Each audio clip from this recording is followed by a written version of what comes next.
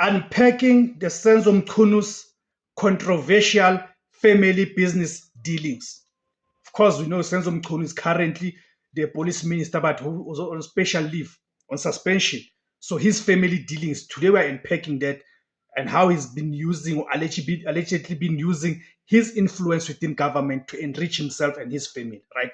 So these are allegations surrounding the currently suspended police minister, Senzo Mchunu's family business dealings, right, are not necessarily something new, but a recurring theme that has gained new, right, and critical relevance. I mean, and the drama is that these past dealings, right, these past dealings are now being linked to the explosive allegations made by the KwaZulu-Natal Police Commissioner, Lieutenant General Nhlanhla Mkhwanazi,